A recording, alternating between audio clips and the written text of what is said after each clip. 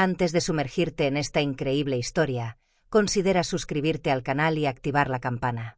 Aquí cada historia tiene algo que decir, y no querrás perderte ni una.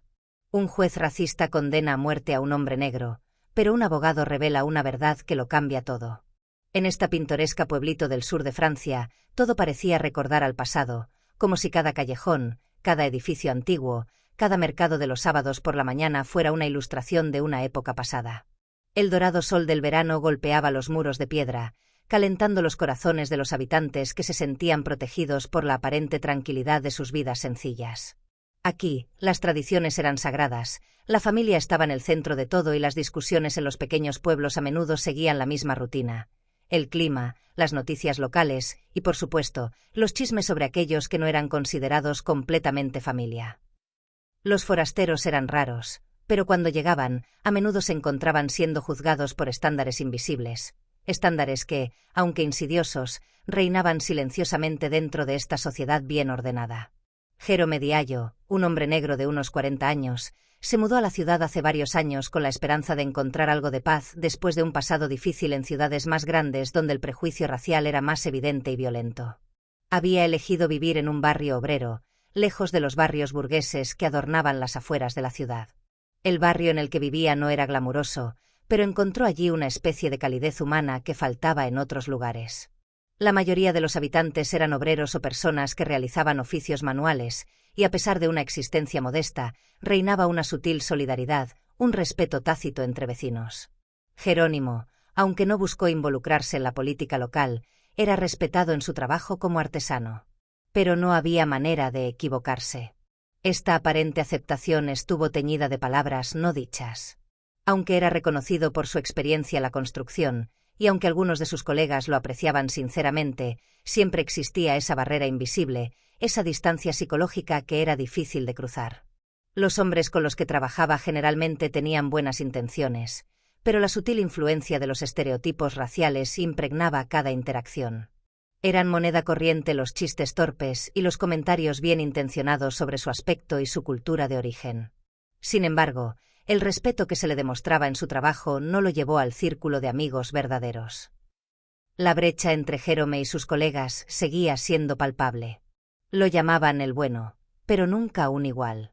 Y aunque Jerónimo soportaba en silencio esta carga de devaluación social, sabía muy bien que nunca podría esperar más. Esta distancia no era simplemente una cuestión de clase social, tenía otra dimensión, más insidiosa, la del color de la piel. Pero Jerónimo había aprendido a vivir con esa realidad. Todos los días se levantaba temprano, desayunaba en la modesta cocina de su apartamento y se dirigía a su obra. No tenía grandes ambiciones, solo el deseo de hacer su trabajo con dignidad, ganar un salario decente y llevar una vida tranquila. Su mente estaba tranquila, a pesar de los ruidos de la ciudad, a pesar de las miradas furtivas que a veces recibía, aunque eso no impedía que viejos demonios resurgieran en sus pensamientos. Soñaba con más reconocimiento, más aceptación, pero sabía que en esta ciudad podría llevar una eternidad ver un cambio fundamental. Soñaba con la igualdad, pero también sabía que ésta no tenía cabida en su mundo. El día que su vida cambió, Jérôme no estaba pensando en eso. Estaba simplemente cansado, como todos los días, después de estar en la obra, colocando piedras y reparando paredes, soportando los gestos y frases banales de sus compañeros. Ese día, después de una jornada especialmente larga, tomaba su ruta habitual hacia su apartamento, atravesando callejones apenas iluminados, cuando de repente, todo cambió. El callejón por el que solía caminar era el tipo de lugar que la gente evitaba después del anochecer. Las luces de neón de los bares cercanos parpadeaban y una ligera niebla se elevaba del suelo, trayendo consigo una inquietante sensación de abandono. Jérôme caminaba sin pensar demasiado, con la cabeza llena de cansancio, cuando vio una silueta a la luz parpadeante de un farol. El sonido de un disparo rompió el silencio de la calle. El cuerpo de Vincent Morel, tendido en un charco de sangre, no dejaba lugar a dudas. Vincent Morel, hijo del juez, murió en un callejón oscuro. Jérôme no sabía qué hacer. Su instinto le decía que huyera, que se alejara de ese lugar maldito. Se oían sirenas a lo lejos, pero no tenía el coraje de quedarse, de afrontar lo que acababa de ver. Presa del pánico, salió del callejón, casi como un fantasma, y se ocultó en las sombras de la ciudad, sabiendo muy bien que su destino había sido sellado para siempre. Unos días después, cuando todavía había rumores en las calles sobre el asesinato de Vincent Morel, Jérôme fue arrestado. La policía, en su afán por cerrar rápidamente este sórdido asunto, se interesó en él. No tenía ninguna conexión directa con el asesinato, pero el simple hecho de ser negro en esta ciudad donde los extranjeros ya eran vistos con sospecha lo convertía en el sospechoso ideal. Los testigos fueron vagos y contradictorios, pero eso no impidió que la maquinaria judicial se pusiera en marcha, alimentada por un rumor creciente. Los lugareños murmuraban, algunos recordaban haberlo visto cerca de la escena del crimen, otros confundían detalles de poca importancia. Jérôme, aunque no tenía antecedentes penales, rápidamente se convirtió en un culpable potencial en la mente de la comunidad. El fiscal, en su prisa por encontrar una solución rápida, no prestó atención a las inconsistencias de la investigación. El juez Bertrand Morel, padre de la víctima, fue asignado al caso. Un hombre de ojos fríos, una mirada capaz de congelar al más insensible de los acusados. En sus brazos, la justicia era solo una herramienta, un medio para satisfacer sus propias frustraciones y preservar el honor de su familia. No necesitaba pruebas tangibles, ni siquiera testimonio creíble. Jerónimo, como representante de una clase inferior, una clase que realmente no pertenecía a este mundo, era el objetivo ideal. El proceso, que se desarrolló en un ambiente pesado y hostil, parecía una mera formalidad. El juez Morel, con su fría autoridad, condujo el caso con aparente imparcialidad, pero todos sabían que la sentencia ya estaba escrita antes de que comenzara la audiencia. Jérôme fue el culpable designado, y era solo cuestión de tiempo antes de que se pronunciara su sentencia. La señora Sofía Benali, aunque joven, ya se había forjado una reputación de defensora inflexible de los derechos humanos. Abogada especializada en la lucha contra las injusticias sistémicas, se había convertido en una voz clave en la comunidad jurídica. Sus éxitos en casos complejos y a menudo controvertidos, en particular aquellos que involucraban discriminación racial y abuso de poder, le habían ganado tanto admiración como, al mismo tiempo, resentimiento. De origen norteafricano, llevaba dentro una historia de múltiples luchas, la de su familia inmigrante y la de su propio ascenso en un entorno donde las oportunidades a menudo estaban reservadas para los buenos franceses. Desde muy pequeña, Sofía vio a sus padres luchar por integrarse en una sociedad que dejaba poco espacio para ellos.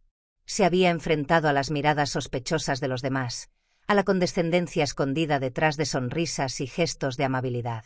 Estos juicios habían forjado su carácter, pero también una comprensión íntima de las injusticias que se escondían bajo la apariencia de la República igualitaria. Cuando aceptó defender a Jérôme Diallo, sabía que no sería un caso sencillo de manejar.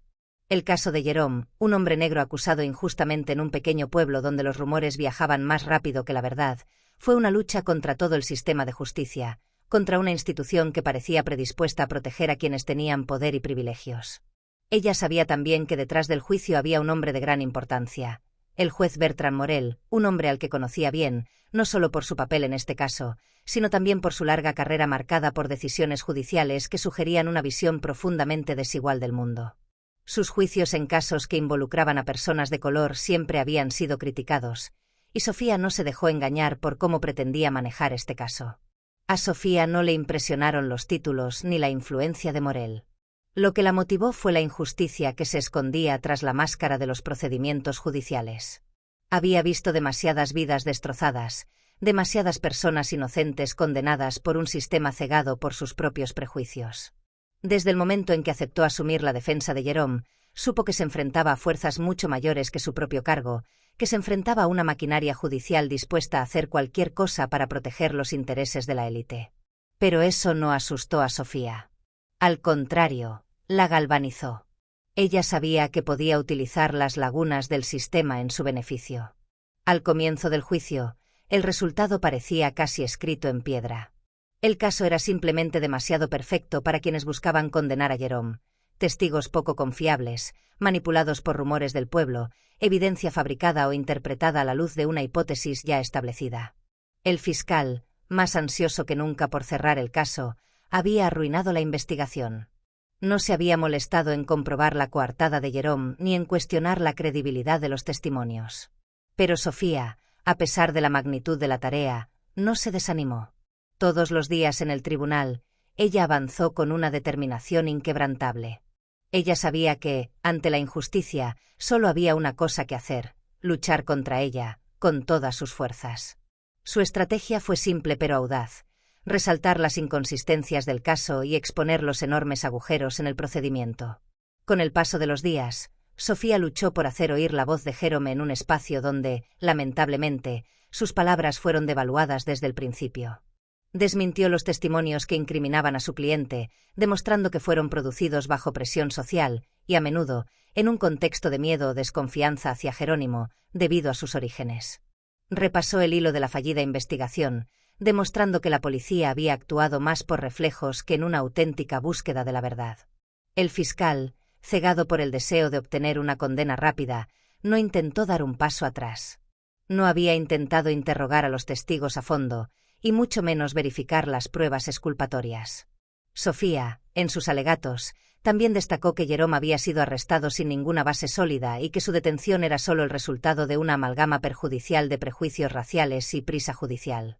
Puso de relieve el racismo sutil que coloreó cada aspecto del caso, desde la forma en que se llevó a cabo la investigación hasta cómo los medios locales cubrieron la historia. Ella sabía que su discurso no era solo para Jerome. También fue para todos aquellos, invisibles en la sociedad, que tuvieron que enfrentarse a un sistema que solo los veía a través del prisma de su color de piel, su nombre, su estatus social. Pero a pesar de su compromiso y dominio de la argumentación, la situación parecía empeorar cada día. El resultado del proceso tomó un giro preocupante cuando el juez Bertrand Morel, impulsado por el deseo de vengar a su hijo y preservar el honor de su familia, emitió su veredicto. Lejos de buscar impartir justicia justa, se contentó con una decisión rápida y expedita, sin dar siquiera el más mínimo crédito a los sólidos argumentos de Sofía. La sala del tribunal se congeló cuando el juez anunció la sentencia de muerte para Jerome. La decisión, tan brutal como injustificada, resonó como un trueno. La habitación estaba tensa, los susurros se intensificaban en el aire pesado. Para Sofía, este veredicto no solo marcó el final de la defensa de su cliente. Fue una bofetada en la cara a todo aquello contra lo que alguna vez había luchado. Ella sabía que quedaban pocos recursos, pero su fe en la justicia y en la igualdad aún no estaba destrozada. Al contrario, el veredicto solo reforzó su convicción de que debía continuar y luchar con más fuerza. La justicia de Morel, que había impartido con indiferencia y prisa, no correspondía en nada a la que ella pretendía defender. Pero Sofía no pensaba quedarse ahí. Ella sabía que la apelación sería el siguiente paso y que él no podría evitar enfrentarse a los fallos de su propio juicio. Su mente ya estaba vuelta hacia lo que estaba por venir, hacia la lucha que apenas comenzaba.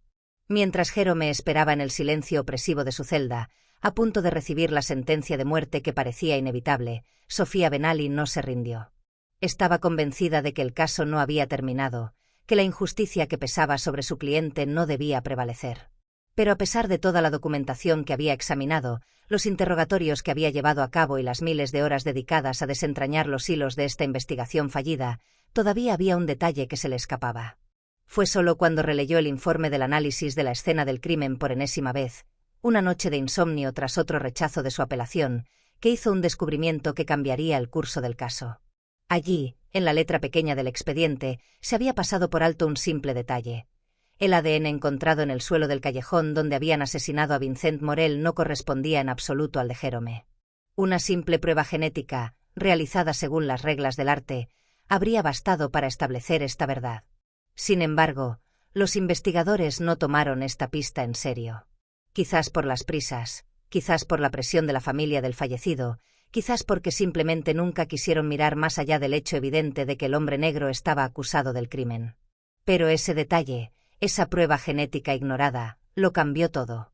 Sofía, convencida de que esa era la clave del caso, comenzó a trabajar incansablemente para comprender cómo ese error pudo pasar desapercibido a lo largo de la investigación.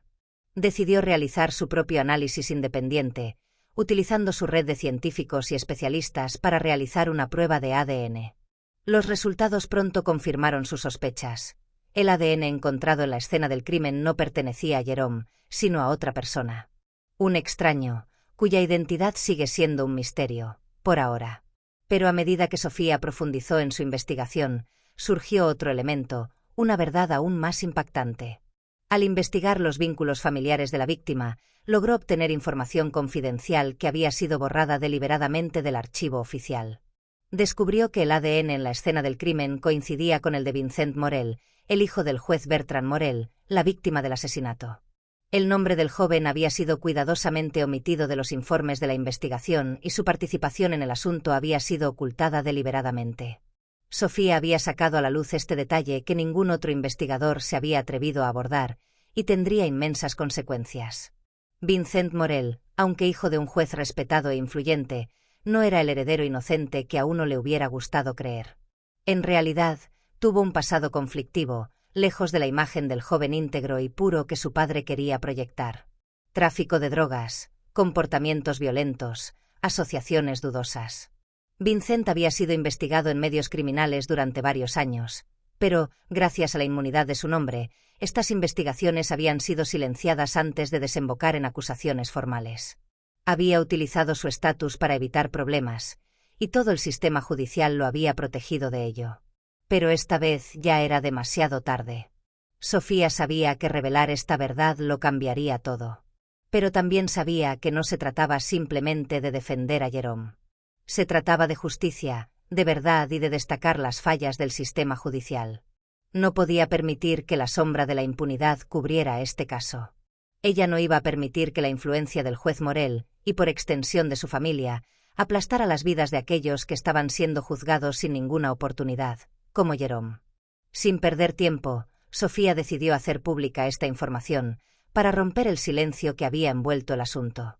Organizó una rueda de prensa, un último esfuerzo antes de que se cumpliera la sentencia. Sabía que esta decisión causaría una explosión mediática, pero estaba preparada para cualquier cosa. Cuando llegó el momento, Sofía subió al escenario, acompañada de sus abogados, y comenzó a revelar la verdad. Cada palabra que pronunciaba era como una bomba lanzada al corazón del corrupto sistema de justicia. Explicó, con calma pero con firmeza, que el ADN encontrado en la escena del crimen no era el de Jerome, sino el de Vincent Morel. También reveló detalles ocultos de la investigación, evidencia deliberadamente ignorada e información retenida para preservar la reputación de la familia Morel. La revelación tuvo el efecto de una bomba. Los periodistas, las cámaras y los micrófonos se centraron instantáneamente en esta noticia, que lo cambió todo. Los medios locales, así como los canales nacionales e internacionales, se apresuraron a cubrir la historia. En un instante surgieron preguntas. ¿Cómo pudo el hijo de un juez estar involucrado en un asesinato sin que esto se hubiera revelado antes? ¿Por qué la investigación fue tan evidentemente fallida? Y sobre todo, ¿cómo pudo un hombre inocente como Jerónimo ser acusado injustamente y condenado a muerte por un crimen que no cometió? La rueda de prensa desató una ola de críticas contra el juez Morel, pero también contra un sistema judicial donde los privilegios y los vínculos familiares parecían pesar más que la verdad. El caso, que había sido un simple crimen local, se convirtió en un símbolo de la corrupción y los excesos del sistema judicial francés. Periodistas de todo el mundo asaltaban las puertas de los tribunales, los testigos del juicio se retractaban y la presión sobre las autoridades locales se estaba volviendo insoportable. El otrora todopoderoso juez Bertrand Morel se encontró en el centro de un escándalo que escapaba a su control. Ante la evidencia de la manipulación y encubrimiento de los crímenes de su propio hijo, solo pudo defenderse torpemente, tratando de justificar su silencio e inacción en este asunto. Pero la evidencia fue abrumadora y la verdad finalmente salió a la luz. En cuanto a Jerónimo, aunque se salvó de la ejecución, su lucha por la justicia apenas comenzaba. El camino hacia la rehabilitación completa sería largo, pero Sofía sabía que había abierto la puerta a una verdad que cambiaría para siempre el rostro de la ciudad, el sistema de justicia y las vidas que había destruido. La evidencia acumulada se vuelve irrefutable. El examen cuidadoso de los documentos, los análisis de ADN y los testimonios de los testigos implicados dejan clara la verdad. El juez Bertrand Morel, otrora intocable, ahora se encuentra atrapado en un torbellino que ya no puede controlar. Allí está él, en la sala del tribunal, un hombre que una vez fue respetado y reverenciado, tratando desesperadamente de mantener una fachada de calma y dignidad, pero su mirada delata la angustia que lo carcome. Los periodistas siguen atentamente cada una de sus palabras, con sus cámaras enfocadas en él. El juez, acorralado por las revelaciones de Sofía, lucha por defenderse. Afirma la inocencia de su hijo, a pesar de la gran cantidad de pruebas que lo incriminan. El alcohol y la adrenalina habían llevado a Vincent a cometer el asesinato irreparable en un ataque de ira ciega, pero el juez no podía permitir que su propio hijo se hundiera en el escándalo. Para preservar la imagen de su familia y su carrera, decidió ocultar la verdad, llegando incluso a manipular la investigación para ocultar la participación de Vincent. No solo salvó a su hijo, sino que también protegió un sistema que estaba claramente corrupto hasta la médula. Esta postura no estuvo exenta de consecuencias. El juez Morel ahora se encuentra atrapado en su propia red de mentiras y abuso de poder. Todo intento de encubrimiento fracasa y la verdad sale a la luz con toda su brutalidad. El escándalo, inicialmente un susurro en los pasillos del Palacio de Justicia, se convierte en una onda expansiva que sacude los cimientos mismos del sistema judicial de la ciudad. La confianza pública en las instituciones ha quedado destrozada, y el rostro del juez, antes visto como el de la imparcialidad y la justicia, es ahora el de la duplicidad y el poder malversado. El caso fue reabierto inmediatamente y la maquinaria judicial, aunque lenta y muy contaminada por la corrupción, acabó liberando a Jérôme. Después de meses de sufrimiento y lucha para demostrar su inocencia, Jérôme finalmente recupera su libertad. Pero este momento, por saludable que sea, no borra las cicatrices que deja la injusticia. Jérôme, convertido hoy en un símbolo viviente de la lucha contra el racismo sistémico, entiende que nunca podrá olvidar por completo lo que vivió. La celda, la humillación, el peso de la mirada ajena, todo eso queda grabado en su memoria. Sin embargo, encuentra una forma de resiliencia en su liberación, sabiendo que fue salvado por la terquedad y el coraje de una brillante abogada, Sofía Benali, cuyo incansable trabajo ayudó a descubrir la verdad. Para el juez Morel, el declive es rápido y brutal. En un intento desesperado por salvar lo que quedaba de su reputación, anunció su renuncia. Pero este gesto no puede borrar el daño causado. Aunque su salida de los tribunales puede, a corto plazo, permitirle mantener una ilusión de dignidad, no está inmune a ser procesado por obstrucción de la justicia, complicidad en asesinato y abuso de poder. Estas acusaciones, aunque graves, no son nada comparadas con la condena social que le golpea duramente. En cuestión de semanas, se convirtió en un paria. Antes respetado, ahora es rechazado por sus pares, por la sociedad e incluso por sus antiguos aliados. Los muros que había construido a su alrededor se están derrumbando, y su carrera, otrora floreciente, quedó destrozada para siempre. Se convierte en un ejemplo de lo que puede acarrear el mal uso del poder, la pérdida de todo lo que se ha adquirido de forma deshonesta. Para Sofía Benali, la victoria es agridulce. Es aclamada como una heroína en los medios de comunicación y celebrada por quienes la ven como la salvadora de Jérôme. Pero en su corazón sabe que lo que importa no es el reconocimiento público. La verdadera victoria reside en la profunda convicción de que un solo acto de coraje, su perseverancia en la búsqueda de la verdad, fue suficiente para sacudir los cimientos de un sistema corrupto. Para ella, no es la gloria ni el reconocimiento lo que cuenta, sino el hecho de haber permitido a un inocente recuperar su libertad, de haber reparado una injusticia, por grande y compleja que sea. La ciudad, sacudida hasta sus raíces, se enfrenta a un desafío colectivo. Las revelaciones que han surgido de este asunto están obligando a los residentes a repensar sus puntos de vista sobre la justicia, el sistema judicial y los prejuicios raciales que han permeado durante mucho tiempo su vida cotidiana. El caso Jérôme marcó un punto de inflexión en la historia de la región. Los ciudadanos empiezan a cuestionar cómo se toman las decisiones, la transparencia de las investigaciones y las fallas de un sistema que, bajo la apariencia de justicia, muchas veces ha sido cómplice de los más poderosos. Jerónimo, aunque fue liberado, ahora lleva dentro de sí la marca de esta prueba. Su vida, aunque reanude su curso, nunca volverá a ser la misma. Se convirtió en mucho más que un hombre inocente. Se convirtió en un símbolo, un testigo vivo de la lucha contra la injusticia sistémica. Y aunque el dolor de lo vivido lo persigue, encuentra una forma de paz al saber que ha contribuido, a través de su sufrimiento y la tenacidad de su abogado, a abrir los ojos de la sociedad a las injusticias que yacen bajo la superficie. Su lucha no ha terminado y sabe que ahora debe comprometerse plenamente con la búsqueda de justicia para aquellos que, como él, sufren a la sombra de este sistema defectuoso. La ciudad misma está iniciando un camino difícil pero necesario de reconciliación y transformación. Los debates sobre racismo, privilegios y corrupción en las instituciones judiciales están aumentando. Esto es solo un comienzo, pero es un comienzo esencial si esperamos ver un cambio real algún día. Y a pesar de todo, la historia de Jerome y Sofía, de un hombre acusado injustamente y de un abogado que desafió a los poderosos para defender la verdad, sigue siendo un faro de luz. Un ejemplo de lo que se puede lograr cuando nos atrevemos a enfrentar la injusticia, sea cual sea el costo.